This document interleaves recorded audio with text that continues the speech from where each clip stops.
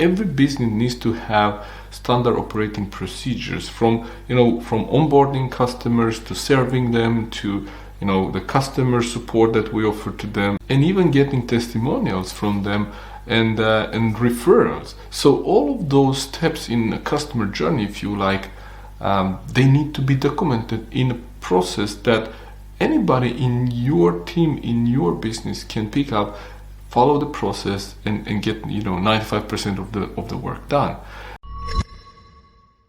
And I know there is a challenge here because many business owners, many leaders do not see the value in spending time and putting all of these kind of standard operating procedures together for the team.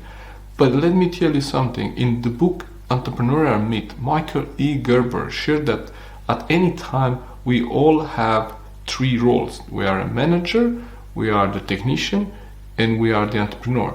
So at any time, you either are the technician working hands-on on your business or in your company with your team, or you are the manager, like holding a system in place, like you have a system that works and then you manage that system, and the manager is focused on maintaining the status quo. Or you're kind of the entrepreneur and you put that entrepreneurial hat on and you think about the future and you strategize and you plan. And the challenge is that many people spend too much time being the technician and the manager in their role, and they are not spending time on planning and strategizing for the future. So how can you do that? By having these standard operating procedures in place for the work that is repeatable. I believe most businesses have a certain way of doing things, and if that's not documented, you cannot even certify that you deliver the same quality over and over again. And this is a requirement for companies that work in a specific field where you need to be ISO certified, for example, to be able to prove that you can deliver a certain level of quality. And I know that from my entrepreneurial career and career with the automotive industry.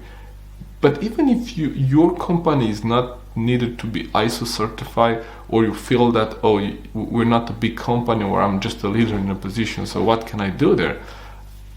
The truth is that you have parts of your role that can be documented and also delegated to your team, because your role as a business leader, as an entrepreneur, as a leader in your company is to become dispensable. That was my first role. That was my first goal in my first leadership role, to become dispensable, to delegate, to help and empower my team to be able to pick up those topics that I was doing.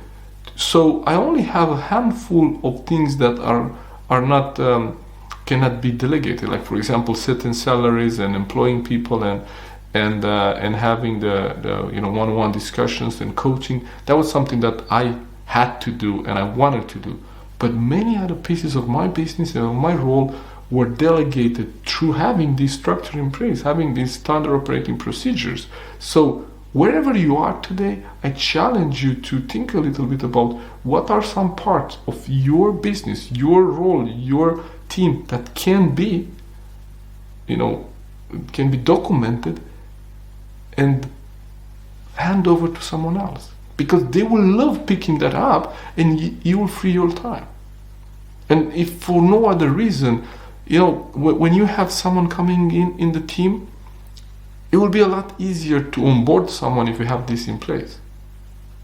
What I ask leaders, if they are courageous enough to kind of test how well organized their company is, their team is, just interview someone that started with you 3 months ago.